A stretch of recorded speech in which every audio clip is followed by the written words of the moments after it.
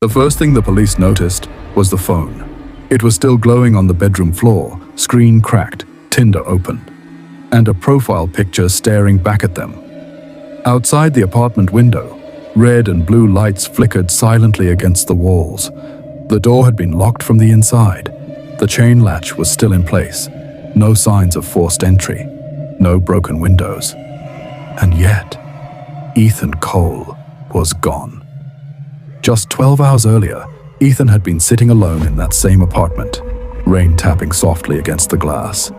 He had moved to Chicago for work only 3 months ago. New city, no friends, long nights. Tinder had become a habit more than anything else. That was when he saw her. Her name was Lila Harper. Her photos looked old. Not vintage in a trendy way, just old. Slightly faded, soft lighting, like they were taken on a 90s film camera.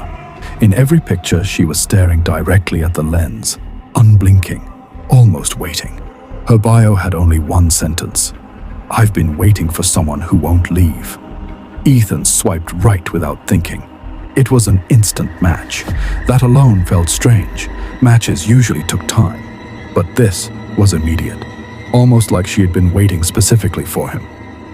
At 2:17 a.m., her profile showed active now. The problem was, Ethan glanced at his microwave clock. It was only 1:46 a.m. He refreshed the app. 2:17 a.m. He laughed it off, blaming a glitch, but a cold feeling had already settled in his stomach. The next morning, curiosity got the better of him. He screenshot her photo and ran a reverse image search. Within seconds, an archived news article appeared. College student missing, Chicago, 1998. The photo was the same smile, same eyes.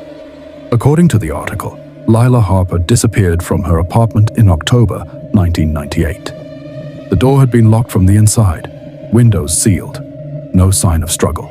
Only 2 things were found disturbed: her phone and a shattered mirror. Ethan felt the room grow quieter. He opened Tinder again. Lila's profile was still active. Worse, her location now showed less than 1 mile away. His heart began to pound. He checked his front door, locked, the deadbolt secure, chain in place. Outside, the rain had stopped.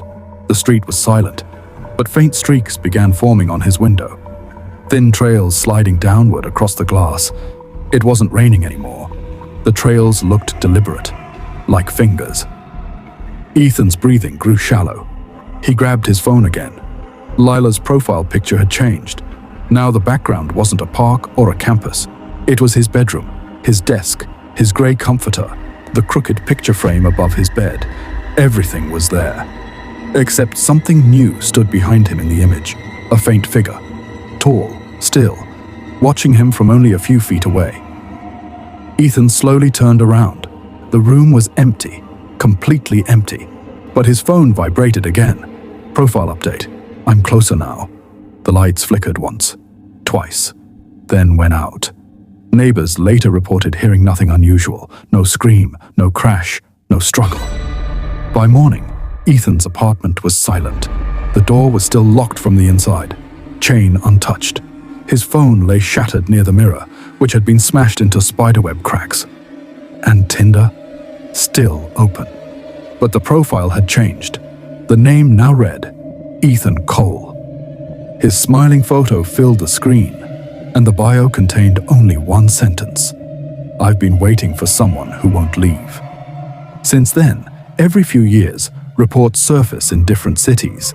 Locked rooms, no forced entry, broken mirrors, missing person cases with no explanation. And somewhere on Tinder, there's always a profile that shouldn't exist. Active at 2:17 a.m.